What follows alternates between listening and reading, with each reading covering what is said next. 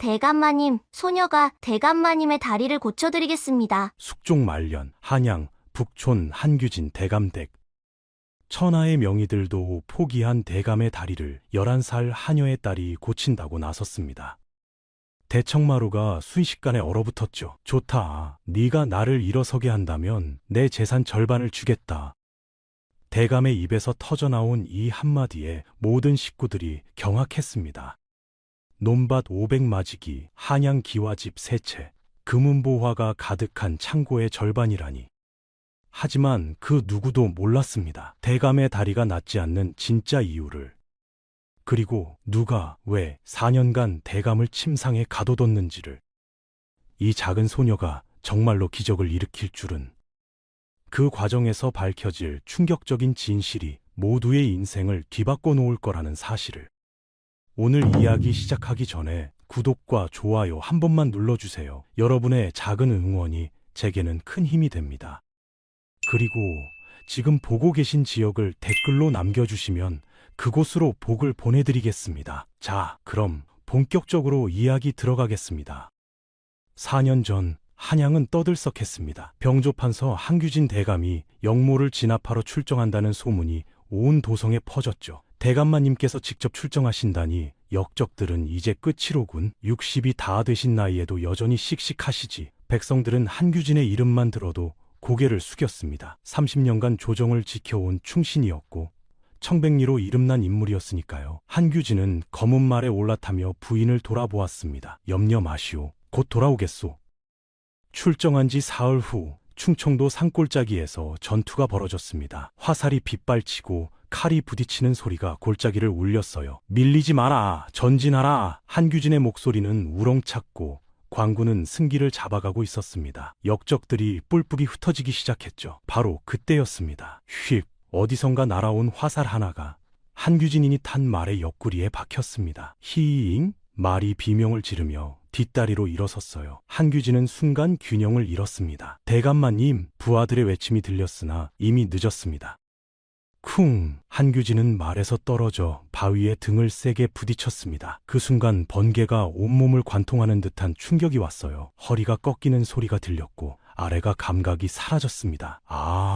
신음조차 제대로 나오지 않았죠. 하늘이 빙글빙글 돌았고 부하들의 얼굴이 흐릿하게 보였습니다. 대감마님, 정신 차리십시오. 누군가 자신을 흔들고 있었으나 온몸이 얼음장 같았습니다. 한규진은 그제야 깨달았습니다. 다리를 못 쓰겠구나.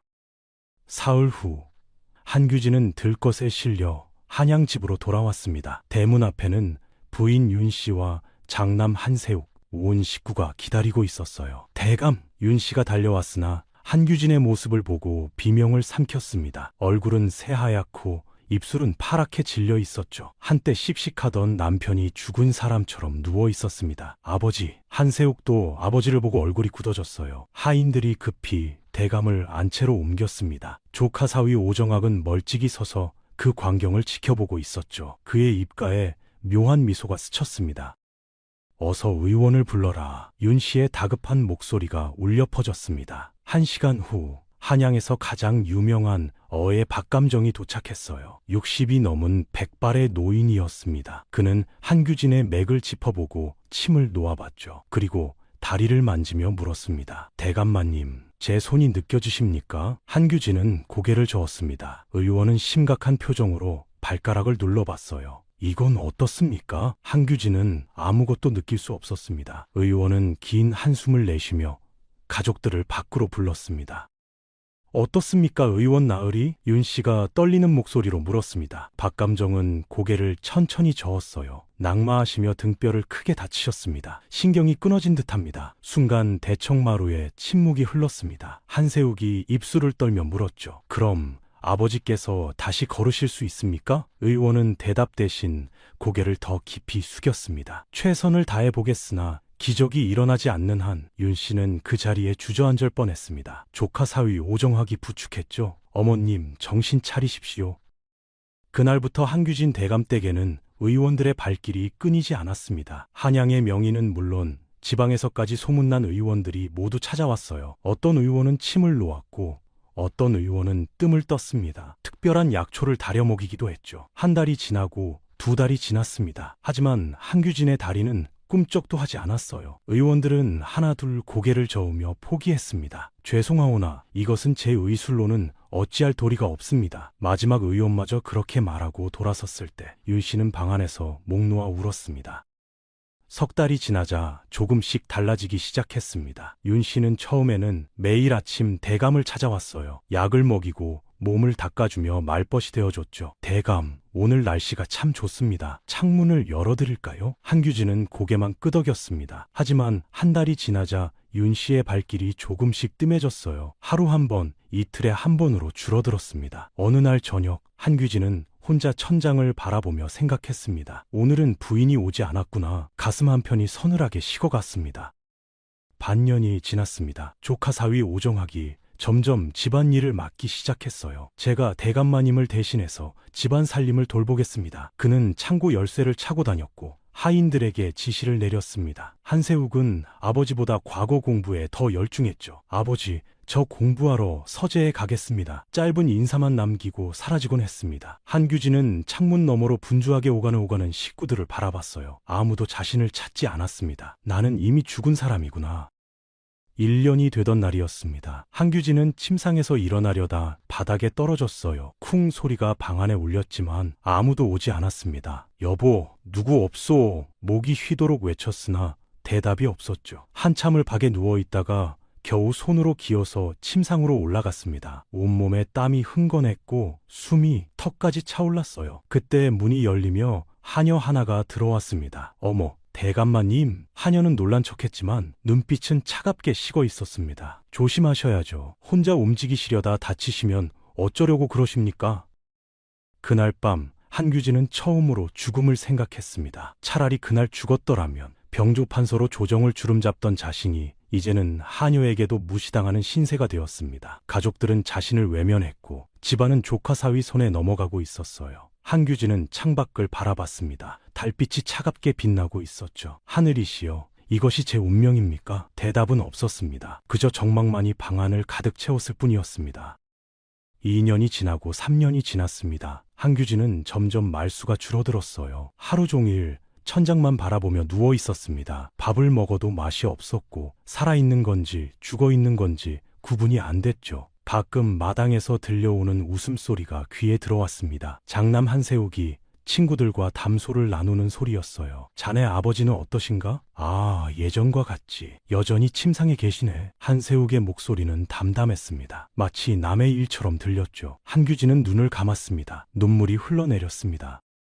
4년째가 되던 봄이었습니다. 윤 씨가 오랜만에 방문을 열고 들어왔어요. 대감, 새 하녀를 드릴까 합니다. 집안일 거드는 사람이 필요해서요. 한규진은 대답 없이 고개만 끄덕였습니다. 윤 씨는 더 말없이 나갔죠. 한규진은 창밖을 바라봤습니다. 봄꽃이 피어 있었지만 그에게는 아무 의미가 없었어요. 새 하녀라. 또 나를 무시할 사람이 한 명 더 늘어나는 것뿐이겠지. 그는 한숨을 내쉬며 눈을 감았습니다. 하지만 그는 알지 못했습니다. 곧 들어올 새 하녀의 딸이 자신의 운명을 완전히 바꿔놓으리라는 것을.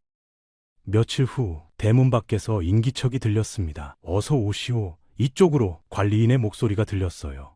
한규진은 무심코 창문 쪽을 바라봤습니다. 마당으로 한 여인이 들어오고 있었죠. 30대 중반쯤 되어 보이는 여인이었고 그 곁에는 작은 소녀가 서 있었습니다. 소녀는 고개를 들어 안채 쪽을 바라봤어요. 그 순간 한규진과 소녀의 눈이 마주쳤습니다. 11살쯤 되어 보이는 소녀의 눈은 맑고 또렷했어요. 한규진은 묘한 느낌이 들었습니다. 저 아이는 하지만 곧 고개를 돌렸습니다. 아무 의미 없는 일이다. 그러나 한규진은 몰랐습니다. 저 작은 소녀가 4년간 아무도 풀지 못한 비밀을 밝혀낼 거라는 것을, 그리고 그 비밀 속에는 상상도 못할 충격적인 진실이 숨어 있다는 것을. 대감의 다리가 낫지 않는 진짜 이유는 낙마 사고가 아니었습니다. 4년간 누군가 대감을 침상에 가두기 위해 은밀하게 움직이고 있었던 것이죠. 그리고 그 사람은 바로 이 집 안에 있었습니다. 새 하녀 박서리는 30대 중반의 과부였습니다. 남편을 역병으로 잃고 홀로 딸을 키우며 살아왔죠. 마님, 제가 할 수 있는 일이라면 무엇이든 하겠습니다. 윤 씨 앞에서 박서리는 깊이 고개를 숙였습니다. 얼굴은 수척했지만 눈빛만은 정직해 보였어요. 윤 씨는 박서리를 위아래로 훑어보며 물었습니다. 아이는? 박서리 옆에 서 있던 소녀가 조용히 절을 올렸어요. 지우라고 합니다. 11살입니다. 지우는 말랐지만 눈동자가 맑았습니다. 윤 씨는 잠시 생각하더니 고개를 끄덕였죠. 좋아. 하지만 아이가 말썽 피우면 당장 내쫓을 줄 알아. 박서리는 행랑채에 방 한 칸을 배정받았습니다. 좁고 춥고 벽에 금이 가 있었지만 불평하지 않았어요. 지우야, 우리 여기서 잘 지내보자. 네, 어머니? 지우는 어머니를 꼭 안았습니다. 박서리는 딸의 머리를 쓰다듬으며 속삭였어요. 여기는 큰 댁이다. 함부로 돌아다니지 말고 예의 바르게 행동해야 한다. 지우는 고개를 끄덕였습니다. 창문 너머로 커다란 안채가 보였어요. 저 안에 누가 살고 있을까? 지우는 궁금했지만 입 밖으로 내지 않았습니다. 다음 날 아침, 박서리는 부엌길을 거들기 시작했습니다. 쌀을 씻고 반찬을 준비하며 분주하게 움직였어요. 지우는 어머니를 도우며 조용히 마당을 쓸었습니다. 봄바람이 불어와 치맛자락을 흔들었죠. 저기 새로 온 하녀 딸이지? 11살이라던데? 참 말랐구먼. 다른 하인들이 수군거렸지만 지우는 신경 쓰지 않았습니다. 묵묵히 빗자루를 움직였어요. 그때였습니다. 안채 창문 하나가 열리며 누군가 밖을 내다봤습니다. 지우는 고개를 들었어요. 한 노인이 창가에 앉아 있었습니다. 한규진 대감이었습니다. 그는 창밖을 멍하니 바라보고 있었어요. 얼굴은 핏기 없이 창백했고 눈동자는 생기를 잃어 있었습니다. 지우와 눈이 마주쳤죠. 잠깐의 침묵이 흘렀습니다. 지우는 본능적으로 고개를 숙여 절을 올렸어요. 안녕하세요. 작지만 또렷한 목소리였습니다. 한규진은 아무 말 없이 고개를 돌려 창문을 닫았습니다. 하지만 묘한 느낌이 들었어요. 저 아이는 왜 나를 무서워하지 않는 걸까? 다른 하인들은 자신을 볼 때마다 눈을 피했습니다. 하지만 저 소녀는 달랐죠. 한규진은 닫힌 창문 너머로 다시 한번 마당을 내다봤습니다. 지우는 여전히 빗자루질을 하고 있었어요. 사흘이 지났습니다. 지우는 매일 아침 마당을 쓸었고 매일 안채 창문 쪽을 바라봤어요. 가끔 대감이 창가에 앉아 있었습니다. 지우는 그때마다 절을 올렸죠. 처음에는 대감이 아무 반응 없었지만 나흘째 되는 날 고개를 살짝 끄덕였습니다. 지우는 미소를 지었어요. 작은 변화였지만 의미가 있었습니다. 그날 저녁 박서리가 물었습니다. 지우야, 너 안채 쪽 자꾸 쳐다보더구나. 무슨 일 있니? 아니에요, 어머니. 그냥 저기 계신 어르신께 인사드린 것뿐이에요. 박서리는 한숨을 쉬었어요. 그분이 대감마님이시다. 한때는 병조판서셨지만 지금은 아프셔서 침상에만 계신다. 조심해서 대해야 한다.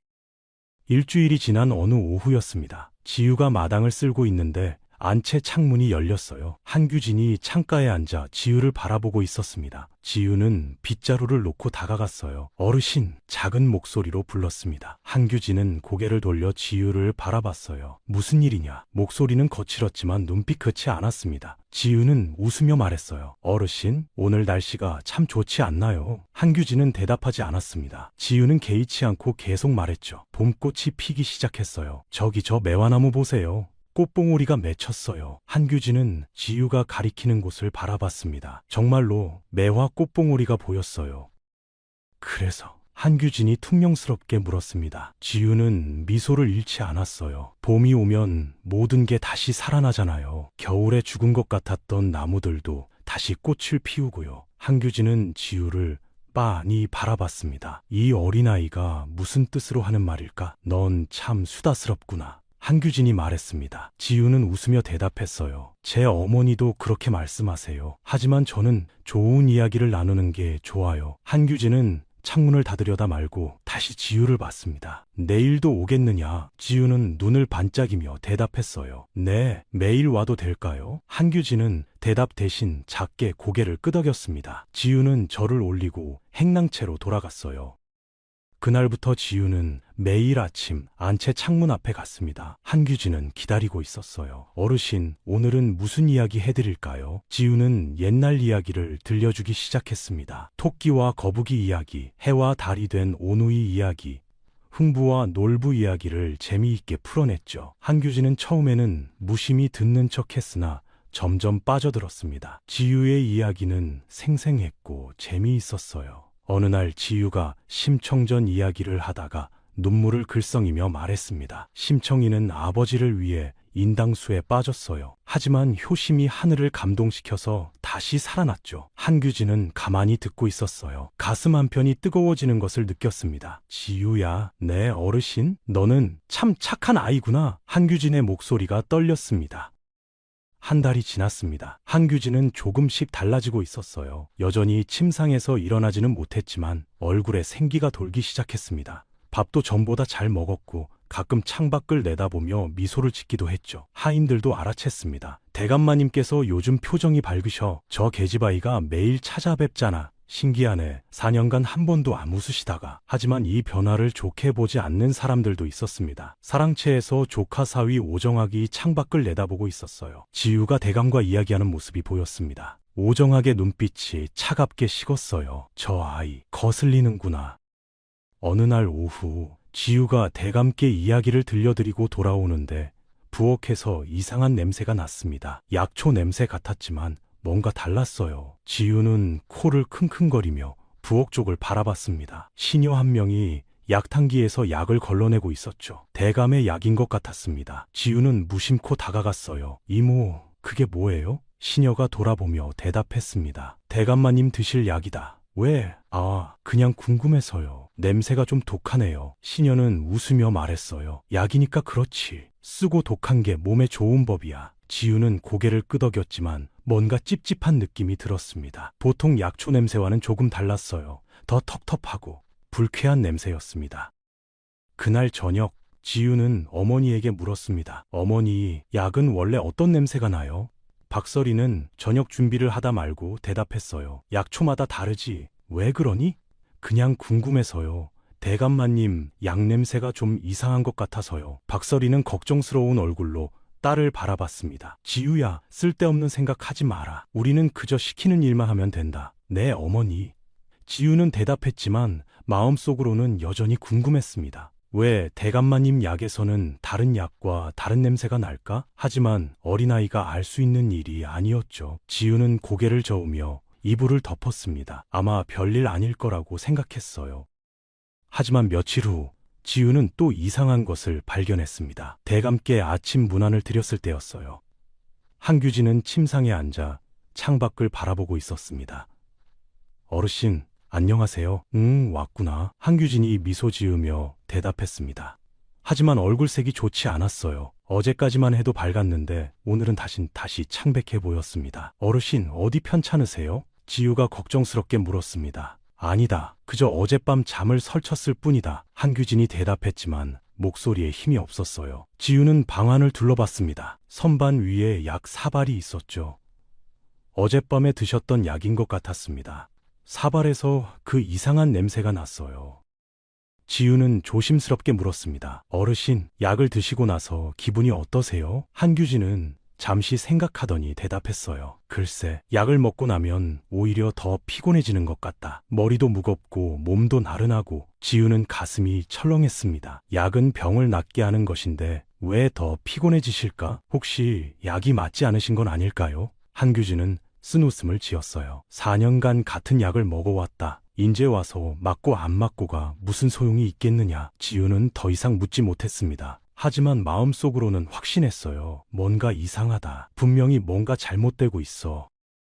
그날 밤 지유는 잠들지 못하고 뒤척였습니다. 대감의 얼굴이 자꾸 떠올랐어요. 한 달간 조금씩 좋아지시는 것 같더니 약을 드시고 나면 다시 안 좋아지시는 것 같았습니다. 혹시 약 때문일까? 하지만 감히 확신할 수 없었습니다. 의원들이 지어준 약인데 잘못됐을 리 없잖아요? 지유는 고개를 저었습니다. 내가 너무 걱정이 많은 거야. 하지만 불안한 마음은 쉽게 가시지 않았어요. 창밖을 보니 달빛이 차갑게 빛나고 있었습니다. 안채에도 불빛이 하나 보였죠. 대감도 잠 못 이루고 계신 것 같았습니다.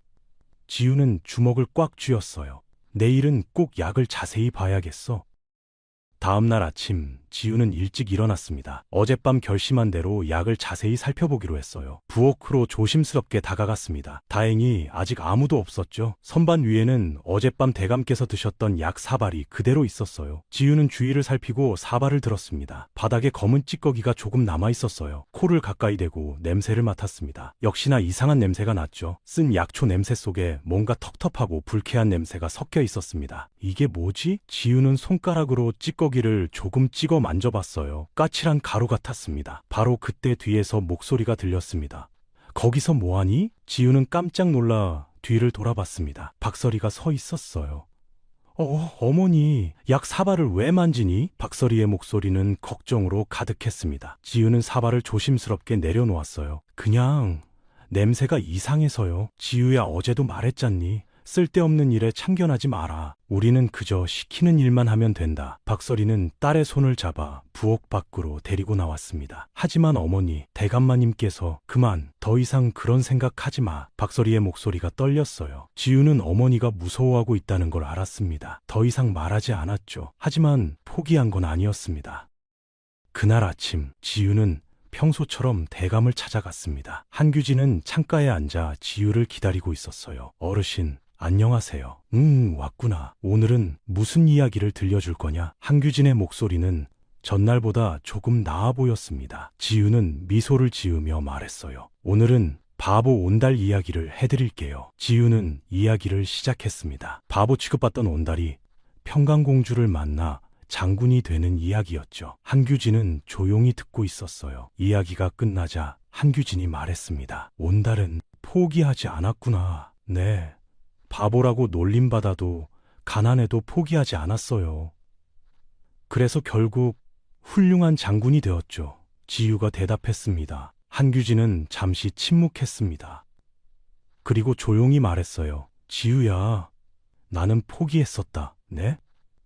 4년 전부터 모든 것을 포기하고 살았다. 다시는 걸을 수 없다고, 다시는 예전으로 돌아갈 수 없다고 생각했지. 한규진의 목소리가 떨렸습니다. 지우는 대감을 바라봤어요. 하지만 어르신, 하지만 네가 왔다. 그리고 내 덕분에 조금씩 달라지고 있는 것 같다. 한규진은 미소를 지었습니다. 4년간 잃어버렸던 따뜻한 미소였어요. 지우는 눈물이 날 것 같았습니다. 어르신께서 달라지시는 게 아니라 원래대로 돌아가시는 거예요. 원래 어르신은 이런 분이셨을 거예요. 한규진은 지우의 머리를 쓰다듬고 싶었지만 창문 너머라 할 수 없었습니다. 그날 오후 한규진은 혼자 남았습니다. 지우의 말이 계속 맴돌았어요. 원래대로 돌아가는 것. 한규진은 자신의 다리를 내려다봤습니다. 4년간 움직이지 않던 다리들이었죠. 정말로 다시 움직일 수 있을까? 문득 용기가 생겼습니다. 지우가 매일 들려주는 이야기 속 주인공들처럼 자신도 포기하지 말아야겠다고 생각했어요. 한규진은 있는 힘을 다해 발가락을 움직여보려 했습니다. 아무 일도 일어나지 않았어요. 다시 시도했습니다. 여전히 미동도 하지 않았죠. 한규진은 한숨을 내쉬려는 순간이었습니다. 엄지발가락이 아주 미세하게 떨렸어요. 한규진은 숨을 멈췄습니다. 다시 한번 집중했어요. 이번에도 발가락이 살짝 떨렸습니다. 한규진의 가슴이 쿵쾅거렸습니다. 4년 만에 처음이었어요. 완전히 움직인 것은 아니었지만 분명 감각이 있었습니다. 이게 어떻게 된 일이지? 한규진은 믿을 수 없었습니다. 의원들은 평생 못 일어난다고 했는데 그는 눈물이 흘러내리는 것을 느꼈어요. 기쁨의 눈물이었습니다. 하지만 동시에 두려웠죠. 혹시 착각은 아닐까? 혹시 다시 움직이지 않으면 어떡하지? 한규진은 조심스럽게 다시 시도했습니다. 발가락이 또 떨렸어요. 이번엔 더 확실했습니다. 한규진은 두 손으로 얼굴을 감싸며 흐느꼈습니다. 지유, 네가 준 희망이 진짜가 되고 있구나. 그는 창밖을 바라봤어요. 지유가 마당에서 어머니를 돕고 있었습니다.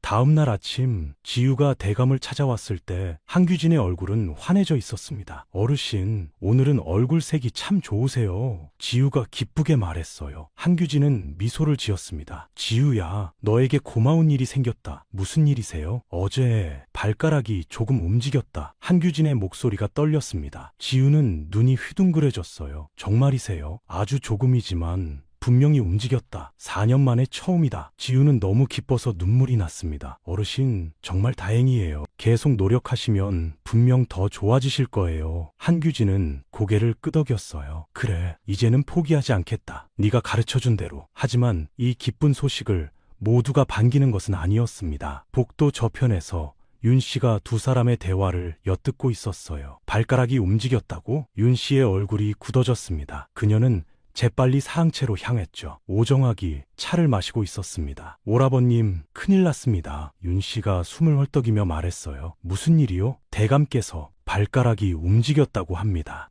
오정학의 손이 멈췄습니다. 찻잔이 탁자에 내려앉는 소리가 방 안에 울렸어요. 뭐라고? 그의 목소리는 낮았지만 차가웠습니다. 저 계집아이 때문입니다. 매일 대감을 찾아가더니 윤 씨가 말했습니다. 오정학은 창밖을 바라봤습니다. 지우가 웃으며 대감과 이야기하는 모습이 보였어요. 그의 눈빛이 차갑게 식었습니다. 그 아이, 문제가 되겠군. 윤 씨는 불안한 얼굴로 물었어요. 어찌 하시겠습니까? 오정학은 잠시 침묵하다가 말했습니다. 일단 지켜보겠소. 발가락이 조금 움직인다고 해서 당장 걸을 수 있는 건 아니니까. 하지만 만약 대감께서 정말로 회복하신다면 그럴 리 없소? 오정학의 목소리는 단호했습니다. 4년간 같은 약을 드셨는데 갑자기 나을 리 없지 않소? 윤 씨는 고개를 끄덕였지만 여전히 불안했어요. 오정학은 혼자 중얼거렸습니다. 하지만 혹시 모르니 조심해야겠군. 그날 저녁 지우는 부엌 근처를 지나가다 또 그 이상한 냄새를 맡았습니다. 약 냄새였어요. 시녀가 대감의 약을 준비하고 있었죠. 지우는 멈춰 섰습니다. 뭔가 확인하고 싶었어요. 하지만 어머니의 경고가 떠올랐습니다. 쓸데없는 일에 참견하지 마라. 지우는 고민했어요. 그때 시녀가 약을 들고 안채로 향했습니다. 지우는 부엌 안을 살짝 들여다봤어요. 선반 위에 여러 항아리가 있었습니다. 쌀, 보리, 콩, 그리고 낯선 항아리 하나. 지우는 주위를 살피고 재빨리 부엌으로 들어갔습니다. 그 항아리에 다가가 뚜껑을 살짝 열었어요. 검은 가루가 담겨 있었습니다. 이상한 냄새가 코를 찔렀죠. 지우는 가루를 자세히 들여다봤습니다. 이게 뭘까? 약재일까? 하지만 본 적 없는 것이었어요. 지우는 뚜껑을 닫으려는데 갑자기 인기척이 들렸습니다. 누군가 부엌으로 오고 있었어요. 지우는 급히 뚜껑을 닫고 뒤로 물러섰습니다. 심장이 쿵쾅거렸죠. 부엌 문이 열리며 오정학이 들어왔습니다. 그는 지우를 보고 눈을 가늘게 떴어요. 또 너냐? 죄송합니다. 길을 잘못. 네가 부엌을 기웃거린다더군. 무슨 일이냐? 오정학의 목소리는 냉랭했습니다. 지우는 고개를 숙였어요. 아무것도 아닙니다. 그냥 지나가다가. 오정학은 지우를 빤히 바라봤습니다. 그리고 천천히 말했죠. 앞으로 부엌에 함부로 들어오지 마라. 알겠느냐? 지우는 재빨리 고개를 끄덕이고 부엌을 빠져나왔습니다. 가슴이 터질 것 같았어요. 행랑채로 돌아와서도 한참을 숨을 헐떡였습니다. 왜 오정학 나으리가 저렇게 무섭게 대하는 거지? 지우는 뭔가 잘못되고 있다는 확신이 들었어요. 그 검은 가루, 이상한 냄새, 오정학의 차가운 눈빛, 모든 것이 수상했습니다. 하지만 어떻게 해야 할지 몰랐어요. 누구에게 말할 수도 없었습니다. 어린아이의 말을 누가 믿어주겠어요? 지우는 주먹을 꽉 쥐었습니다. 대감마님이 조금씩 좋아지시는데 내가 뭔가 해야 해. 하지만 무엇을 해야 할지 막막했습니다. 그날 밤 지우는 잠들지 못했습니다. 창밖을 내다보니 달빛이 환했어요. 안채에도 불빛이 하나 보였습니다. 대감도 잠 못 이루고 계신가 봐요. 지우는 이불을 덮고 눈을 감았습니다. 하지만 마음이 불안했어요. 뭔가 큰 일이 벌어질 것 같은 느낌이 들었습니다. 자정쯤 되었을까요? 밖에서 인기척이 들렸습니다. 지우는 눈을 떴어요. 창문 틈으로 밖을 내다봤습니다. 누군가 어둠 속을 조심스럽게 걷고 있었어요. 달빛에 비친 그림자였습니다. 지우는 숨을 죽였어요. 그 사람은 안채 뒷문으로 향하고 있었습니다. 문을 열고 안으로 들어갔죠. 잠시 후 다시 나왔는데 손에 무언가를 들고 있었습니다. 작은 항아리 같았어요. 지우는 숨을 죽이고 지켜봤습니다. 그 사람은 항아리를 품에 안고 사랑채 쪽으로 사라졌어요. 달빛이 구름에 가려 얼굴은 보이지 않았습니다. 하지만 걸음걸이로 보아 남자였어요. 지우는 가슴이 쿵쾅거렸습니다. 왜 한밤중에 안채에서 항아리를 가져가는 거지? 뭔가 수상했어요. 지우는 침상에서 일어나 문 쪽으로 갔습니다. 밖으로 나가볼까? 하지만 두려웠어요. 만약 들키면 어떡하지? 지우는 망설였습니다. 그때 옆에서 어머니의 고른 숨소리가 들렸어요. 박서리는 깊이 잠들어 있었습니다. 지우는 조심스럽게 문을 열었어요. 밖으로 나가기로 결심했습니다. 달빛 아래 마당은 고요했습니다. 지우는 맨발로 조심스럽게 걸었어요. 차가운 땅이 발바닥에 닿았지만 개의치 않았습니다. 사랑채 쪽으로 천천히 다가갔죠. 창문에서 희미한 불빛이 새어나오고 있었어요. 안에서 낮은 목소리가 들렸습니다. 지우는 창문 아래로 몸을 낮췄어요. 숨을 죽이고 귀를 기울였습니다. 이번에는 조금 더 넣어야겠소. 오정학의 목소리였어요. 지우는 깜짝 놀랐습니다. 하지만 너무 많이 넣으면 들키지 않겠습니까? 다른 남자의 목소리였습니다. 누구지? 걱정 마시오. 조금씩 양을 늘려왔으니 아무도 눈치채지 못할 것이요. 지우는 온몸이 얼어붙는 것 같았습니다. 무언가를 넣는다고? 무엇을? 어디에? 지우는 더 귀를 기울였어요. 대감께서 요즘 조금 좋아지신 것 같던데. 다른 남자가 걱정스럽게 말했습니다. 그 계집아이 때문이요. 하지만 상관없소. 약만 계속 드시면 절대 일어나지 못하실 것이요. 오정학의 목소리는 차갑고 단호했습니다. 지우는 손으로 입을 막았어요. 비명이 터져나올 것 같았습니다. 약에 무언가를 넣고 있었다고? 지우의 눈에서 눈물이 흘러내렸습니다. 분노와 충격으로 온몸이 떨렸어요. 대감마님께서 4년간 그것 때문에. 지우는 주먹을 꽉 쥐었습니다. 그런데 그 아이 말이요. 자꾸 부엌을 기웃거린다던데. 다른 남자가 말했습니다. 알고 있소. 오늘도 부엌에서 발견했소. 오정학이 대답했어요. 혹시 눈치챈 건 아닐까요? 설마 11살 계집아이가 뭘 알겠소. 그래도 조심하는 게 좋겠지. 내일부터 부엌을 더 철저히 지키도록 하시오. 지우는 더 이상 듣지 못했습니다. 재빨리 몸을 돌려 행랑채로 돌아왔어요. 방에 들어와 문을 닫자마자 주저앉았습니다. 무릎이 후들거렸어요. 눈물이 멈추지 않았습니다. 어떡하지? 어떡해? 지우는 두려웠습니다. 하지만 동시에 분노가 치밀었어요. 대감을 구해야 했습니다. 다음 날 아침, 지우는 눈이 퉁퉁 부어 있었습니다. 밤새 울었거든요. 박서리가 걱정스럽게 물었어요. 괜찮니? 얼굴이 왜 그러니? 괜찮아요, 어머니. 그냥 잠을 못 잤어요. 지우는 웃으려 했지만 쉽지 않았습니다. 어머니에게 말해야 할까? 하지만 어머니도 두려워할 거예요. 그리고 믿어주실까?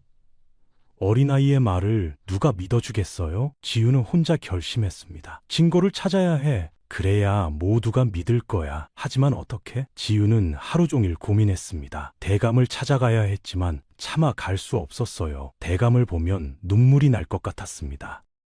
오후가 되었습니다. 지우는 마당을 쓸고 있었어요. 안채 창문이 열렸습니다. 한규진이 창가에 앉아 지우를 바라보고 있었어요. 지우야, 왜 오늘은 오지 않았느냐? 대감의 목소리가 들렸습니다. 지우는 빗자루를 멈췄어요. 고개를 들어 대감을 바라봤습니다. 한규진은 걱정스러운 얼굴로 지우를 보고 있었죠. 괜찮으니? 그 따뜻한 목소리에 지우는 참았던 눈물이 터져 나올 뻔했습니다. 지우는 고개를 저으며 창문 앞으로 달려갔어요. 어르신, 왜 그러니? 무슨 일 있었느냐? 한규진이 물었습니다. 지우는 눈물을 닦으며 말했어요. 아니에요. 그냥 어르신을 뵈니 너무 기뻐서요. 한규진은 지우의 눈을 들여다봤습니다. 뭔가 잘못되고 있다는 걸 느꼈어요. 지우야, 나에게 숨기지 마라. 무슨 일이 있었느냐? 지우는 입술을 깨물었습니다. 말해야 할까? 하지만 증거가 없었어요. 그냥 어젯밤 들은 이야기만으로는. 어르신, 약을 드시고 나서 정말로 기분이 나빠지세요? 지우가 조심스럽게 물었습니다. 한규진은 고개를 끄덕였어요. 그렇다. 약을 먹고 나면 머리가 무겁고 몸이 나른해진다. 왜 그러니? 지우는 주먹을 꽉 쥐었습니다. 혹시 약을 안 드시면 어떠세요? 약을 안 먹으면? 한규진은 이상한 질문이라고 생각했어요. 오늘 아침 약을 안 먹었는데 오히려 몸이 가벼웠다. 이상하게도.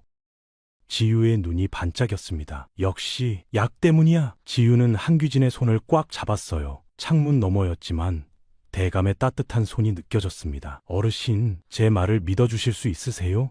무슨 말이냐? 약을 드시지 마세요. 제발요. 지우의 목소리는 간절했습니다. 한규진은 당황했어요. 무슨 소리냐? 약을 먹지 말라니. 지금은 말씀드릴 수 없어요. 하지만 제발 약을 드시지 마세요. 이상한 냄새 나지 않으세요? 한규진은 잠시 생각했습니다. 확실히 요즘 약 냄새가 이상했어요. 그렇긴 하다만 제발요 어르신, 며칠만이라도 약을 드시지 마세요. 제가 곧 증명해 드릴게요. 지우의 눈빛은 진지했습니다. 한규진은 지우를 빤히 바라봤습니다. 이 어린아이가 거짓말을 할 리 없었어요. 뭔가 이유가 있을 거예요. 알겠다. 약을 먹지 않겠다. 대신 너는 나에게 무슨 일인지 말해다요. 지우는 고개를 저었어요. 지금은 안 돼요. 증거를 찾아야 해요. 그래야 모두가 믿을 거예요. 한규진은 더 묻지 않았습니다. 대신 지우의 어깨를 토닥였어야 했다. 내가 민마. 하지만 조심해라. 위험한 일이라면 괜찮아요. 저는 괜찮아요. 지우는 웃으려 했지만 눈물이 계속 났습니다. 한규진은 가슴이 아팠어요. 이 작은 아이가 무슨 짐을 지고 있는 걸까?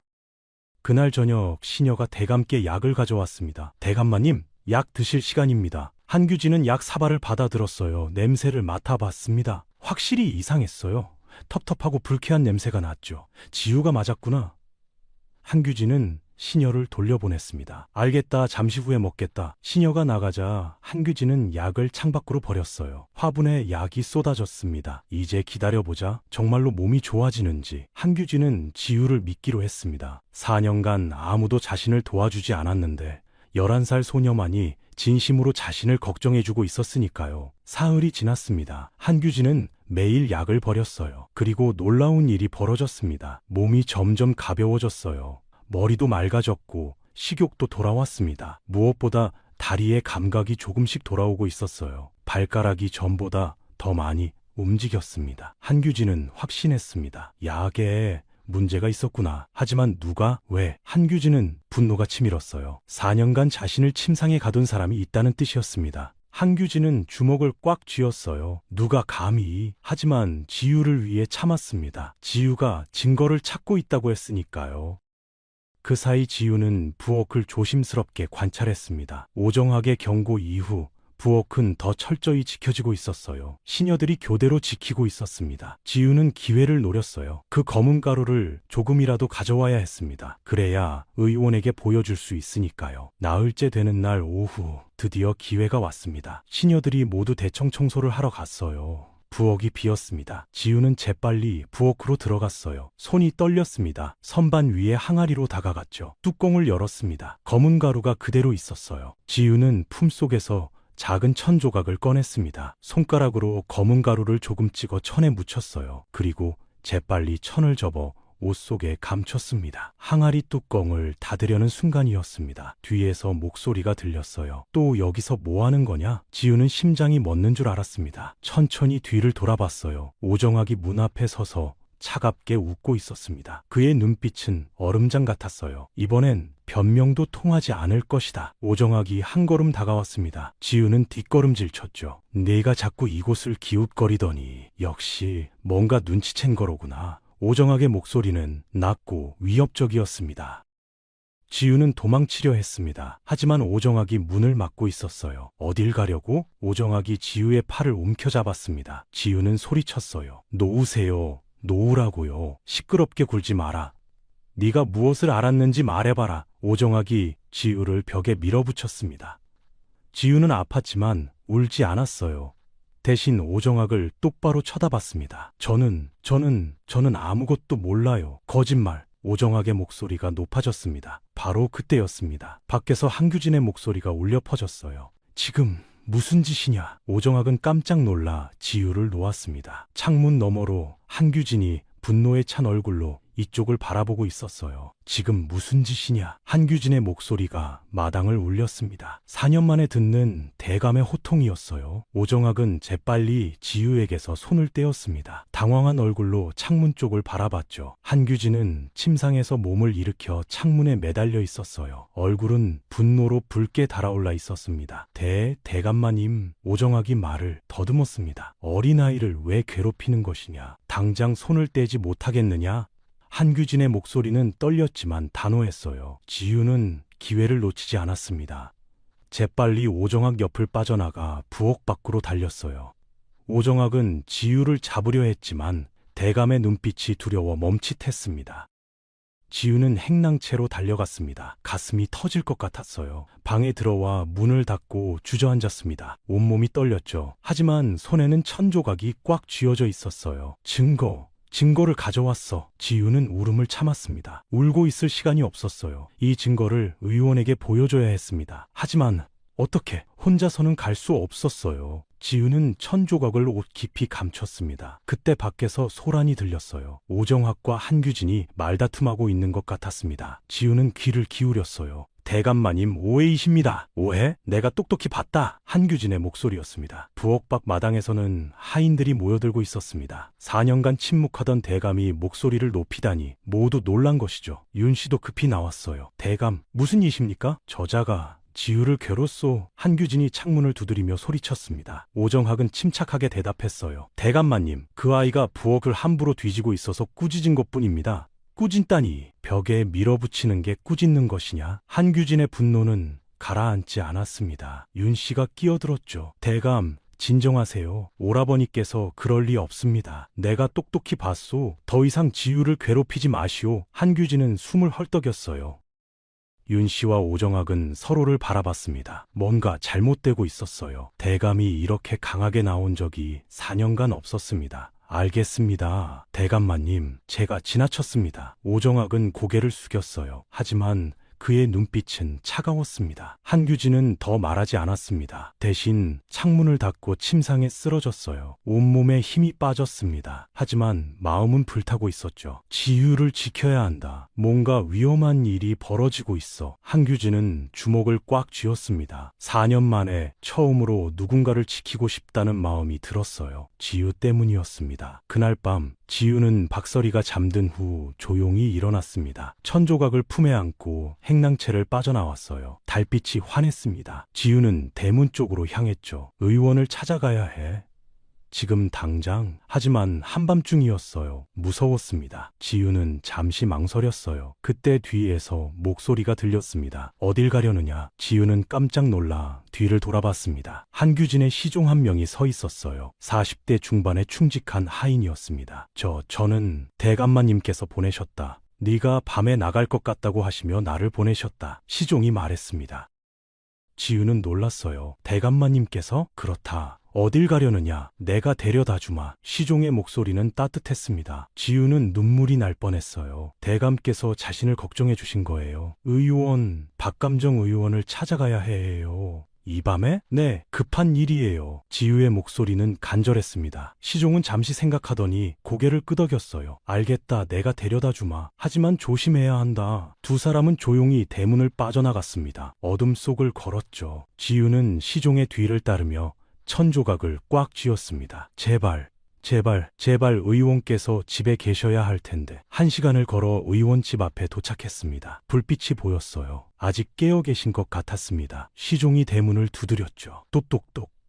잠시 후 문이 열렸습니다. 백발의 박감정이 놀란 얼굴로 두 사람을 바라봤어요. 이 밤에 무슨 일이요? 의원 나으리. 급한 일입니다. 이 아이가 뵙고 싶어 합니다. 시종이 말했습니다. 박감정은 지유를 내려다봤어요. 너는 한 대감댁 아이가 아니냐? 네, 맞아요. 제발 좀 봐주세요. 지유는 떨리는 손으로 천조각을 꺼냈습니다. 박감정은 천조각을 받아들었어요. 그리고 안으로 들어오라는 손짓을 했습니다. 방 안으로 들어가자 박감정은 촛불을 켰습니다. 천조각을 펼쳐 자세히 들여다봤어요. 검은 가루가 묻어 있었습니다. 박감정의 얼굴이 점점 굳어졌죠. 코로 냄새를 맡고 손가락으로 조금 찍어 혀에 대봤습니다. 그의 눈이 커졌어요. 이건, 박감정의 목소리가 떨렸습니다. 이건 부자다. 독초의 일종이다. 지유는 숨이 막혔습니다. 독이라고요? 그렇다. 조금씩 먹으면 바로 죽지는 않지만 몸이 점점 마비된다. 특히 다리와 팔에 힘이 빠지고 오랫동안 먹으면 평생 일어나지 못한다. 박감정의 설명에 지유는 온몸이 얼어붙었어요. 이걸 어디서 났느냐? 박감정이 물었습니다. 지유는 눈물을 흘리며 대답했어요. 대감마님께서 드시는 약에 섞여 있었어요. 뭐라고? 박감정은 충격받은 얼굴이었습니다. 4년간 대감마님께 누군가 이 독을 먹였어요. 지유의 목소리는 떨렸습니다. 박감정은 천조각을 내려놓고 한숨을 깊이 내쉬었어요. 그래서 대감께서 낫지 않으신 거로구나. 낙마 사고 때문이 아니라 이제 어떻게 해야 하나요? 지유가 물었습니다. 박감정은 심각한 얼굴로 대답했어요. 일단 독을 끊어놔야 한다. 더 이상 드시면 안 된다. 그리고 해독제를 써야 한다. 해독제가 있어요? 있다. 하지만 시간이 걸릴 것이다. 지우는 고개를 끄덕였습니다. 알겠습니다. 대감마님께 말씀드릴게요. 박감정은 지우의 어깨를 잡았어요. 아이야, 조심해라. 누군가 대감을 해치려 한 것이다. 네가 이걸 알았다는 게 들키면. 괜찮아요. 저는 괜찮아요. 대감마님을 구해야 해요. 지우의 눈빛은 단호했습니다.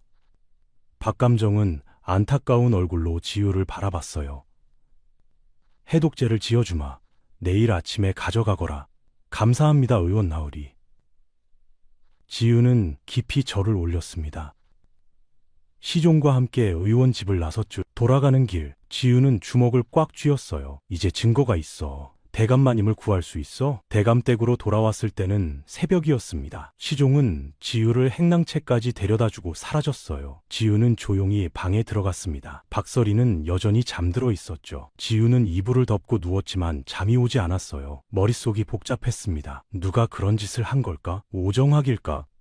아니면 다른 사람? 지우는 확신할 수 없었어요. 하지만 하나는 확실했습니다. 대감을 해치려는 사람이 이 집 안에 있다는 것. 그리고 그 사람은 자신이 눈치챘다는 걸 알고 있다는 것. 지우는 두려웠습니다. 하지만 포기할 수 없었어요. 대감을 구해야 했습니다. 다음 날 아침, 지우는 일찍 일어나 의원 집으로 갔습니다. 박감정은 해독제를 준비해 놓고 있었어요. 작은 항아리에 담긴 검은 약이었습니다. 이걸 매일 아침 저녁으로 한 숟가락씩 드시게 해라. 그리고 절대로 그 독 섞인 약은 드시면 안 된다. 알겠습니다. 지우는 항아리를 조심스럽게 받았습니다. 그리고 아이야, 조심해라. 범인이 네가 알고 있다는 걸 눈치채면 괜찮아요.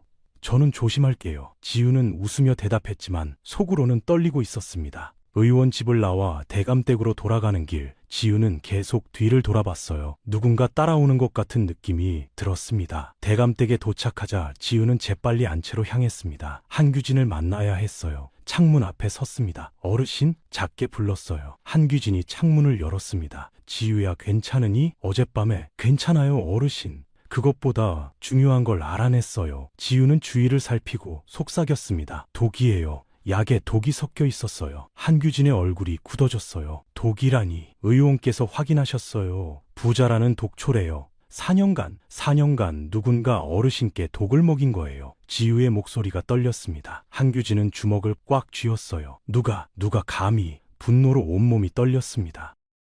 어르신, 이제 이 해독제를 드셔야 해요. 지우는 항아리를 보여줬습니다. 조금씩 나아지실 거예요. 한규진은 지우를 바라봤어요. 11살 소녀가 자신을 위해 이렇게까지 해주다니. 지우야. 고맙다. 정말 고맙다. 한규진의 목소리가 메었습니다. 천만에요. 어르신. 어르신은 제게 따뜻하게 대해주셨잖아요. 지우는 웃었습니다. 하지만 그 순간이었어요. 멀리서 오정학이 이쪽을 바라보고 있었습니다.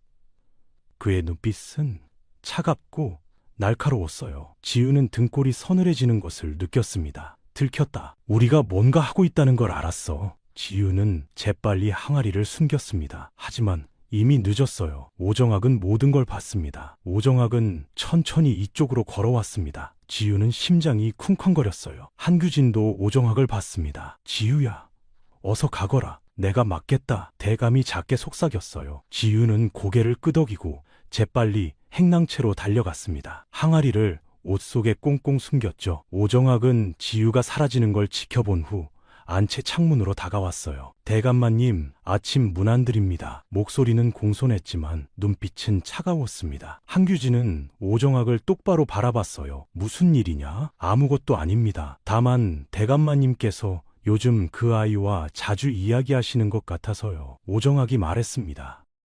그래서? 한규진의 목소리는 날카로웠습니다. 천한 것과 너무 친하게 지내시면 좋지 않습니다. 채통에도 안 맞고요. 오정학이 대답했어요. 한규진은 코웃음을 쳤습니다. 채통? 4년간 나를 폐인 취급하던 자들이 이제 와서 채통을 말하는가? 오정학의 얼굴이 굳어졌어요. 대감마님, 무슨 말씀을? 됐다. 물러가라. 지우는 내가 허락한 것이다. 더 이상 간섭하지 마라. 한규진이 창문을 닫으려 했습니다. 오정학은 잠시 머뭇거리다가 물러났어요. 하지만 그의 표정은 어두웠습니다. 뭔가 알고 있다. 저 아이가. 그리고 대감도. 오정학은 주먹을 꽉 쥐었습니다. 그날 오후 오정학은 윤 씨를 불렀습니다. 사랑채에서 둘이 마주 앉았어요. 형님, 문제가 생겼습니다. 오정학이 낮게 말했습니다. 무슨 문제요? 윤 씨가 불안한 얼굴로 물었어요. 저 계집아이가 뭔가 알아낸 것 같습니다. 뭘 알아냈다는 거요? 확실하지 않습니다. 하지만 오늘 아체감께 뭔가를 전해주는 걸 봤습니다. 작은 항아리 같았어요. 윤 씨는 얼굴이 새하얗게 질렸습니다. 혹시 약 이야기를 아직 확신할 수 없습니다. 하지만 조심해야 합니다. 오정학의 목소리는 차가웠어요. 윤 씨는 부채를 펄럭이며 말했습니다. 그럼 어찌하시겠어요? 일단 지켜봐야 합니다. 그리고 오정학은 잠시 망설이다 말했어요. 필요하다면 저 아이를 제거해야 할 수도 있습니다. 윤 씨는 깜짝 놀랐어요. 제거라니, 그건 너무... 형님, 우리가 지금까지 해온 일을 생각해 보십시오.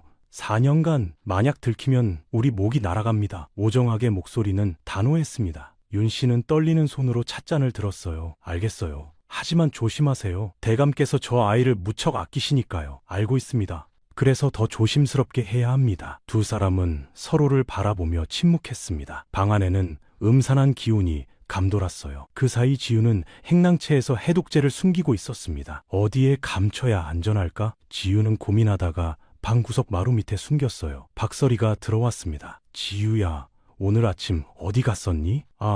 그냥 산책했어요, 어머니. 지우는 거짓말을 했습니다. 박서리는 딸을 빤히 바라봤어요. 지우야, 너 요즘 이상하구나. 무슨 일 있니? 아니에요, 어머니. 괜찮차요. 지우는 웃으려 했지만 쉽지 않았습니다. 박서리는 한숨을 쉬었어요. 엄마한테 숨기지 마라. 혹시 위험한 일에 휘말린 거 아니니? 지우는 고개를 저었습니다. 정말 괜찮아요. 하지만 속으로는 두려웠어요. 저녁이 되었습니다. 지우는 해독제를 몰래 꺼내 안채로 향했어요. 주위를 살피며 조심스럽게 걸었습니다. 창문 앞에 섰죠. 어르신, 작게 불렀습니다. 한규진이 창문을 열었어요. 지우야, 왔구나. 네, 해독제 드셔야 해요. 지우는 항아리를 건넸습니다. 한규진은 항아리를 받아 뚜껑을 열었어요. 검은 약이 담겨 있었습니다. 한 숟가락을 떠서 입에 넣었죠. 쓰군. 한규진이 얼굴을 찌푸렸습니다. 독을 없애는 약이니까 쓸 수밖에 없어요. 참으세요. 지우가 말했습니다. 한규진은 고개를 끄덕이며 약을 삼켰어요. 고맙다, 지우야. 별 말씀을요. 어르신은 꼭 나으셔야 해요. 지우가 돌아서려는데 한규진이 불렀습니다. 지우야, 잠깐. 네, 조심해라. 오정학이 너를 의심하고 있다. 한규진의 목소리는 걱정으로 가득했어요. 지우는 미소를 지었습니다. 괜찮아요. 저는 조심할게요. 아니다. 정말 위험하다. 혹시 모르니 며칠간 나를 찾아오지 마라. 하지만 해독제를 시종을 시켜서 받겠다. 네가 직접 오면 더 의심받을 것이다. 한규진의 말이 맞았어요. 지우는 고개를 끄덕였습니다. 알겠어요, 어르신. 조심하세요. 너도. 두 사람은 서로를 걱정스럽게 바라봤습니다. 지우는 행랑채로 돌아갔어요. 돌아가는 길 계속 뒤를 돌아봤습니다. 누군가 지켜보는 것 같은 느낌이 들었어요. 사흘이 지났습니다. 지우는 대감을 직접 찾아가지 않았어요. 대신 시종을 통해 해독제를 전달했습니다. 한규진은 매일 해독제를 먹었고 독 섞인 약은 창밖으로 버렸죠. 놀라운 일이 벌어졌습니다. 다리에 힘이 점점 돌아오고 있었어요. 발가락이 자유롭게 움직였고 종아리에도 감각이 느껴졌습니다. 한규진은 혼자 침상에서 다리 움직여 봤어요. 무릎이 조금 구부러졌습니다. 이게 정말인가? 한규진은 눈물을 흘렸습니다. 4년 만에 처음으로 희망이 보였어요. 지우, 네가 날 살렸구나. 한규진은 창밖을 바라봤습니다. 지우가 마당에서 빗자루질을 하고 있었어요. 두 사람의 눈이 마주쳤습니다. 지우는 웃으며 손을 흔들었어요. 하지만 이 모든 변화를 지켜보는 사람이 있었습니다. 오정학이었어요. 그는 안채 근처를 어슬렁거리며 관찬찰하고 있었습니다. 대감이 약을 버리는 것도 봤고 시종이 뭔가를 전달하는 것도 봤어요. 역시 뭔가 하고 있군. 오정학의 얼굴이 굳어졌습니다. 그는 사랑채로 돌아가 혼자 생각에 잠겼어요. 이대로 두면 안 된다. 대감께서 정말로 회복하시면. 오정학은 주먹을 쥐었습니다. 4년간 쌓아온 모든 것이 무너질 판이었어요. 집안의 실권, 재산 관리, 모든 것이 다시 대감 손으로 넘어갈 것입니다. 막아야 한다. 반드시. 오정학은 결심했습니다. 그날 밤 지우는 또 잠을 이루지 못했습니다. 불안한 마음이 가시지 않았어요. 창밖을 내다보니 달이 구름에 가려 어두웠습니다. 바람이 불어 나뭇가지가 흔들렸죠. 갑자기 밖에서 소리가 들렸습니다. 발소리였어요. 지우는 숨을 죽였습니다. 누군가 행랑채 쪽으로 오고 있었어요. 발소리가 점점 가까워졌습니다. 지우의 방 앞에서 멈췄어요. 지우는 온몸이 굳어졌습니다. 문고리가 천천히 돌아갔습니다. 누군가 문을 열려고 하고 있었어요. 지우는 이불을 뒤집어 쓰고 숨을 참았습니다. 심장이 터질 것 같았어요. 문이 스르륵 열렸습니다. 어둠 속에서 그림자 하나가 방 안으로 들어왔습니다. 천천히 지우 쪽으로 다가왔어요. 지우는 눈을 감았습니다. 너무 무서웠어요. 그림자가 지우 침상 바로 옆까지 왔습니다. 숨소리가 들렸어요. 그 순간 옆에서 박서리의 목소리가 들렸습니다. 누구세요? 박서리가 깨어난 것이었어요. 그림자는 재빨리 뒤로 물러섰습니다. 그리고 문을 열고 밖으로 달아났어요. 박서리가 급히 일어나 불을 켰습니다. 지우야, 괜찮니? 지우는 떨리는 몸으로 일어났어요. 어머니, 누가 들어왔어? 방금 누군가 우리 방에 들어왔다고? 박서리의 목소리도 떨렸습니다. 지우는 어머니를 꼭 안았어요. 온몸이 떨렸습니다. 박서리는 문을 열고 밖을 내다봤습니다. 아무도 없었어요. 하지만 분명 누군가 왔었습니다. 지우야, 대체 무슨 일이니? 왜 누군가 우리를 해치려 드는 거지? 박서리가 물었습니다. 지우는 더 이상 숨길 수 없었어요. 어머니, 사실은 지우는 모든 것을 털어놨습니다. 대감의 약에 독이 섞여 있었던 것, 오정학의 음모, 해독제를 구한 것까지. 박서리는 듣고 있다가 주저앉았어요. 하느님, 이런 일이. 어머니, 죄송해요. 말씀드렸어야 했는데. 아니다, 지우야. 네가 잘한 거다. 하지만 너무 위험해. 이제 우리가. 박서리는 말을 잇지 못했습니다. 두 모녀는 서로를 꼭 안았어요. 다음 날 아침, 지우는 어머니와 함께 한규진을 찾아갔습니다. 더 이상 숨어 다닐 수 없었어요. 박서리가 대감께 절을 올렸습니다. 대감마님, 어젯밤 무서운 일이 있었습니다. 박서리는 밤에 있었던 일을 모두 말했어요. 한규진의 얼굴이 분노로 일그러졌습니다. 감히 지우를 해치려 들다니. 한규진은 주먹으로 침상을 쳤습니다. 그 순간 놀라운 일이 벌어졌어요. 한규진의 다리가 움직인 것입니다. 무릎이 구부러지고 발이 바닥에 닿았어요. 한규진도 깜짝 놀랐습니다. 내 다리가 움직인다. 지우와 박서리도 눈이 휘둥그레졌습니다. 한규진은 침상 가장자리를 붙잡고 천천히 몸을 일으켰습니다. 다리가 떨렸지만 버텼어요. 4년 만에 처음으로 일어선 것입니다. 대감마님, 지우가 감격해서 소리쳤습니다. 한규진은 눈물을 흘리며 지우를 바라봤어요. 지우야, 네가 날 살렸구나. 하지만 기쁨도 잠시. 한규진의 얼굴이 굳어졌습니다. 이제 진실을 밝혀야겠다. 누가 나를 이렇게 만들었는지, 누가 너를 해치려 했는지. 한규진의 목소리는 단호했습니다. 지우는 고개를 끄덕였어요. 오정학 나으리입니다. 제가 들었어요. 한규진은 분노로 온몸이 떨렸습니다. 바로 그때 문 밖에서 인기척이 들렸어요. 누군가 듣고 있었습니다. 문 밖의 인기척이 점점 커졌습니다. 한규진이 낮게 말했어요. 누구냐? 문이 벌컥 열렸습니다. 오정학이 서 있었어요. 그의 얼굴은 창백했고 눈빛은 날카로웠습니다. 대감마님께서 일어나셨습니까? 오정학의 목소리가 떨렸습니다. 한규진은 침상 가장자리를 붙잡고 서 있었어요. 다리는 아직 떨렸지만 똑바로 서 있었습니다. 그렇다. 4년 만에 일어났다. 한규진의 목소리는 차가웠습니다. 오정학은 뒷걸음질 쳤어요. 믿을 수 없다는 표정이었습니다. 어떻게 이럴 수가. 네가 먹인 독을 끊었기 때문이다. 한규진이 말했습니다. 오정학의 얼굴이 새하얗게 질렸습니다. 독이라니.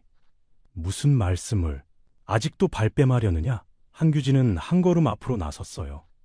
다리가 후들거렸지만 참았습니다.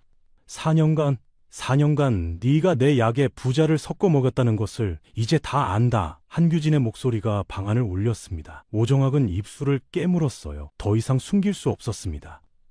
대감마님, 저는 왜 그런 짓을 했느냐? 한규진이 물었습니다. 분노보다는 슬픔이 담긴 목소리였어요. 오정학은 고개를 숙였습니다. 그리고 천천히 말하기 시작했죠. 재산 때문이었습니다. 오정학의 목소리는 작았습니다. 대감께서 쓰러지신 후 집안 살림을 맡게 되었습니다. 처음에는 그저 돕는다는 마음이었어요. 하지만 권력이 손에 쥐어지니 욕심이 났습니다. 오정학은 주먹을 쥐었어요. 만약 대감께서 회복하시면 모든 것이 다시 돌아가겠죠. 그게 두려웠습니다. 한규진은 한숨을 내쉬었습니다.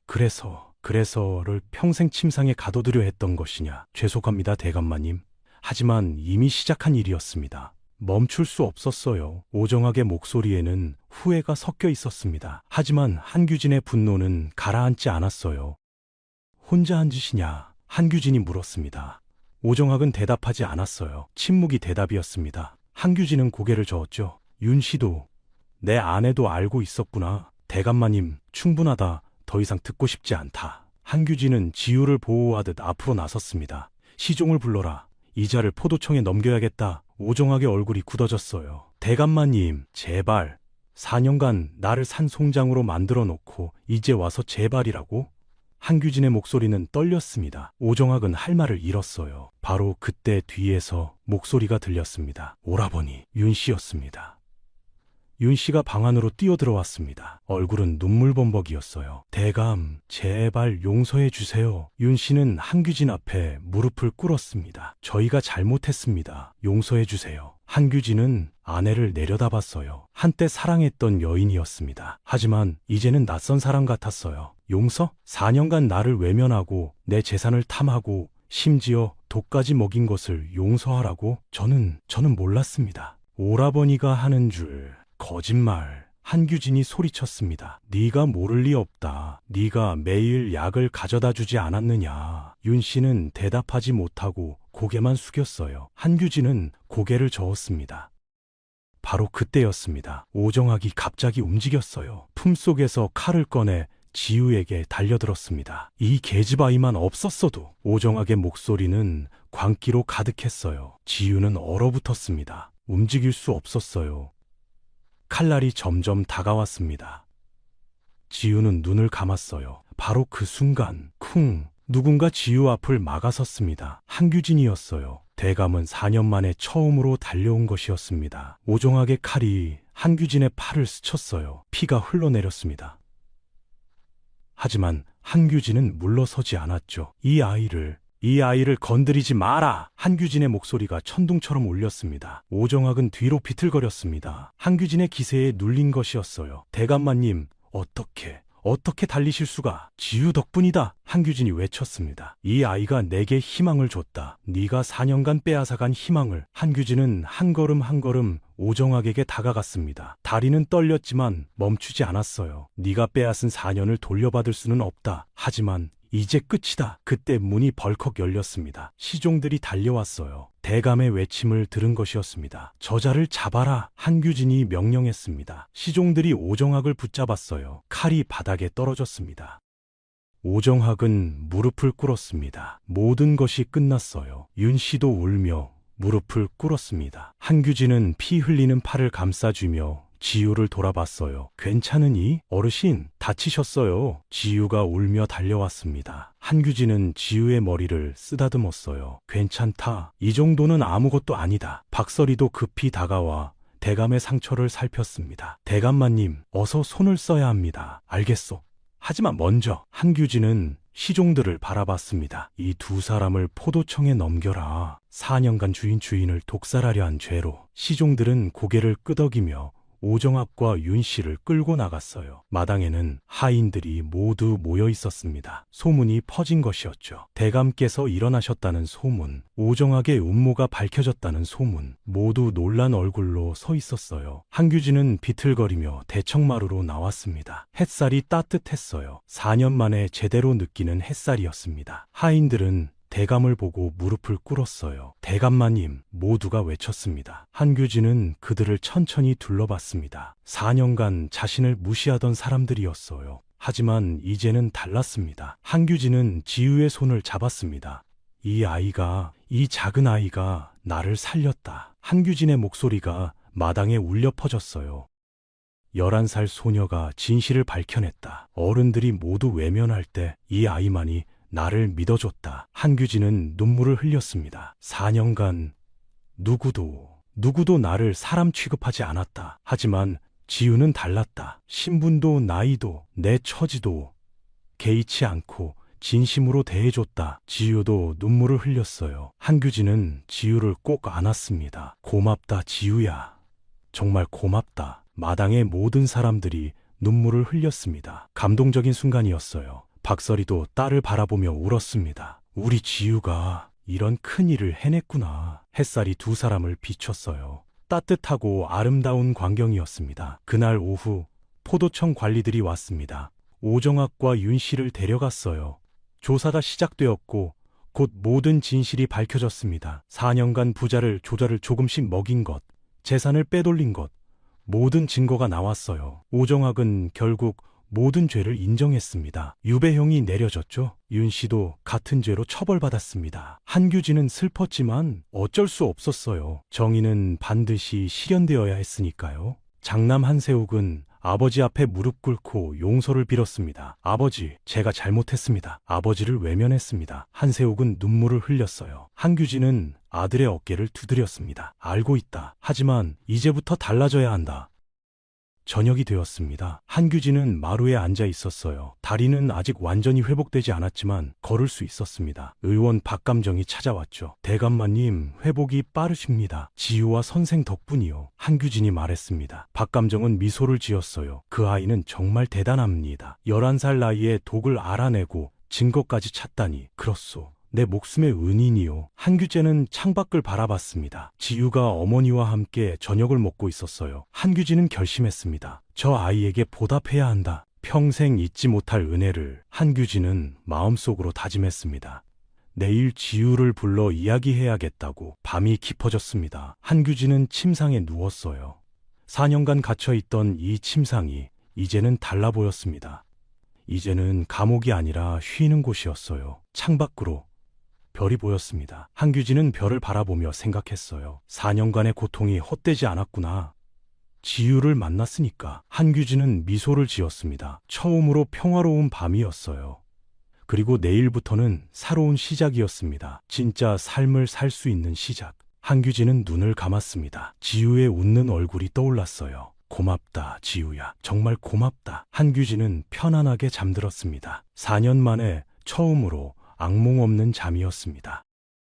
석 달이 흘렀습니다. 가을이 깊어지고 있었어요. 한규진 대감댁 마당에는 단풍잎이 떨어지고 있었습니다. 하지만 집안 분위기는 봄처럼 따뜻했죠. 한규진은 이제 완전히 걸을 수 있게 되었습니다. 매일 아침 마당을 거닐며 몸을 풀었어요. 다리는 여전히 가끔 저렸지만 문제없이 걸을 수 있었습니다. 대감마님, 오늘 아침은 어떠십니까? 박감정이 정기적으로 찾아와 진찰했어요. 아주 좋소. 선생 덕분이요. 한규진은 활짝 웃었습니다. 박감정은 고개를 저었죠. 제 덕분이 아니라 그 아이 덕분입니다. 지유가 없었다면 대감께서 진실을 모르셨을 겁니다. 한규진은 고개를 끄덕였습니다. 맞소. 모두 지유 덕분이요. 그는 마당 건너편을 바라봤어요. 지유가 어머니와 함께 빨래를 널고 있었습니다. 밝게 웃고 있었죠. 한규진은 미소를 지었습니다. 석 달 전 그날 이후 많은 것이 변했어요. 오정학과 윤 씨는 유배를 떠났고 집안은 다시 한규진의 손으로 돌아왔습니다. 장남 한세욱은 진심으로 뉘우치고 아버지를 돕고 있었어요. 하인들도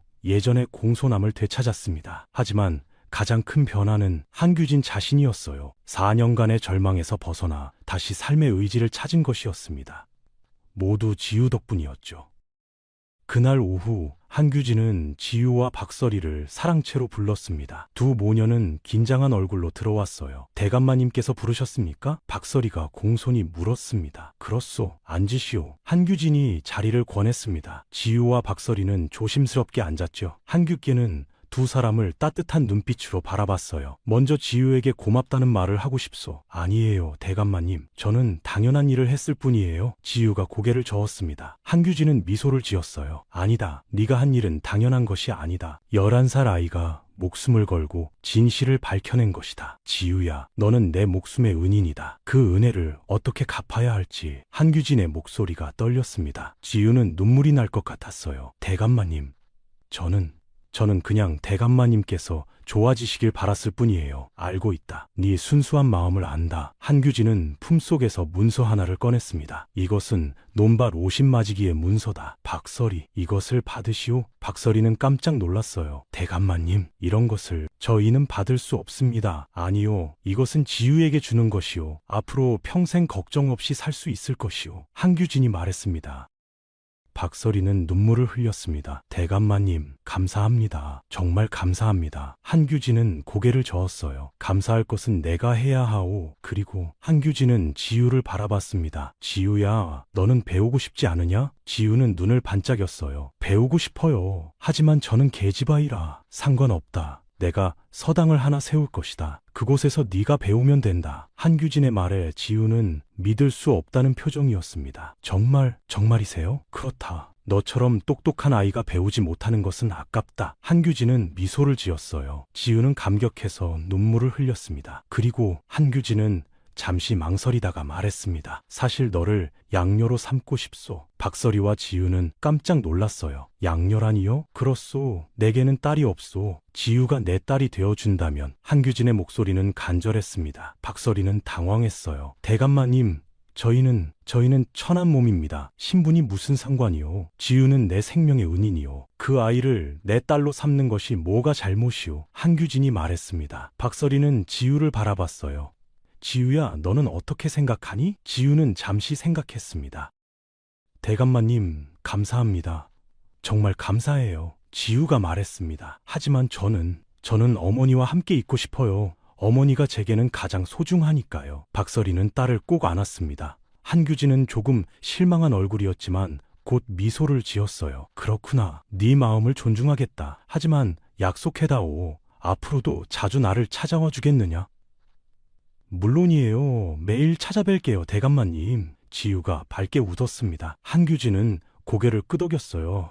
좋다. 그것만으로도 충분하다. 그리고 박서리, 두 분은 이제 하녀가 아니오. 이 집의 귀한 손님이오. 행랑채가 아닌 안채 옆 별채에서 지내시오. 박서리는 또 눈물을 흘렸습니다. 대감마님, 은혜를 어떻게 갚아야 할지 갚을 것 없소. 지우가 잘 자라는 것을 보는 것만으로 충분하오. 한규진은 따뜻하게 웃었습니다. 세 사람은 서로를 바라보며 미소 지었어요. 방 안에는 따뜻한 기운이 가득했습니다. 창밖으로는 가을 햇살이 쏟아지고 있었죠. 한규진은 생각했습니다. 4년간의 고통이 헛되지 않았구나. 이런 소중한 인연을 만났으니. 지우도 생각했어요. 대감마님을 만나서 정말 다행이야. 좋은 분을 도울 수 있어서 행복해. 두 사람의 마음이 하나로 이어지는 순간이었습니다. 며칠 후 한규진은 약속대로 서당을 세웠습니다. 한양 북촌 한쪽에 작은 서당이었지만 아름다웠어요. 지우야, 이곳에서 네가 배우면 된다. 한규진이 서당을 보여줬습니다. 지우는 감격스러웠어요. 정말 제가 여기서 배워도 되나요? 그렇다. 그리고 너만이 아니다. 집안이 어려워 배우지 못하는 아이들도 이곳에서 배울 수 있게 할 것이다. 한규진의 말에 지우는 더 기뻤습니다. 대감마님, 정말 감사해요. 지우는 한규진을 꼭 안았어요. 한규진도 지우를 안으며 미소 지었습니다. 따뜻한 순간이었죠. 그날 저녁 한규진은 마루에 앉아 있었습니다. 석 달 전과는 완전히 달라진 모습이었어요. 얼굴에는 생기가 돌았고 눈빛은 빛났습니다. 장남 한세욱이 차를 가져왔어요. 아버지, 차 한 잔 드시겠습니까? 그래, 고맙다. 한규진은 차를 받아 마셨습니다. 한세욱은 아버지 옆에 앉았죠. 아버지, 정말 많이 좋아지셨습니다. 그렇다. 모두 지우 덕분이다. 한규진이 말했습니다. 저는 부끄럽습니다. 아버지를 외면했으니까요. 한세욱의 목소리는 떨렸습니다. 한규진은 아들의 어깨를 두드렸어요. 괜찮다. 이제부터 잘하면 된다. 한세욱은 눈물을 흘렸습니다. 아버지, 지우는 정말 대단한 아이입니다. 11살밖에 안 됐는데. 그렇다. 나이는 어리지만 마음은 어른보다 크다. 한규진이 말했습니다. 아버지, 앞으로 제가 지우를 잘 돌보겠습니다. 아버지를 도와주신 은인이니까요. 고맙다, 아들아. 한규진은 미소를 지었어요. 아들이 달라지고 있었습니다. 이것도 지우 덕분이었죠. 지우는 한 사람만 구한 게 아니라 가족 전체를 구한 것이었습니다. 한규진은 창밖을 바라봤어요. 별이 빛나고 있었습니다. 지우야, 너는 내 인생의 별이다. 한규진은 속으로 중얼거렸습니다. 1년이 흘렀습니다. 서당은 번창했고 지우는 훌륭하게 공부하고 있었어요. 다른 아이들도 많이 모였습니다. 한규진은 가끔 서당을 찾아가 아이들을 보며 흐뭇해했죠. 지우야, 공부는 잘 되느냐? 네, 대감마님. 정말 재미있어요. 지우는 밝게 웃었습니다. 12살이 된 지우는 더 성숙해져 있었어요. 한규진은 지우의 머리를 쓰다듬었습니다. 잘하고 있구나. 앞으로도 열심히 해라. 네, 대감마님께서 주신 기회를 헛되이 하지 않을게요. 지우의 눈은 반짝였습니다. 한규진은 뿌듯했어요. 이 아이는 훌륭한 사람이 될 것이다. 그는 확신했습니다. 어느 봄날 오후였습니다. 한규진은 마당을 거닐고 있었어요. 완전히 회복되어 이제는 달리기도 할 수 있었습니다. 지우가 서당에서 돌아와 인사했어요. 대감마님, 안녕하세요. 왔구나. 오늘 공부는 어땠니? 정말 재미있었어요. 오늘은 역사를 배웠어요. 지우가 신나게 말했습니다. 한규진은 웃으며 물었어요. 무슨 이야기를 들었느냐? 고구려 을진묵 장군 이야기요. 적을 물리친 훌륭한 장군이래요. 그렇지. 포기하지 않고 싸워서 이긴 것이다. 한규진이 말했습니다. 지우는 고개를 끄덕였어요. 대감마님도 그러셨잖아요. 포기하지 않으셨어요. 한규진은 잠시 생각하다가 말했습니다. 아니다, 지우야. 나는 포기했었다. 4년간 완전히 포기하고 있었지. 하지만 결국 다시 일어나셨잖아요. 지우가 말했습니다. 그건 네 덕분이다. 네가 희망을 줬으니까. 한규진의 목소리는 따뜻했습니다.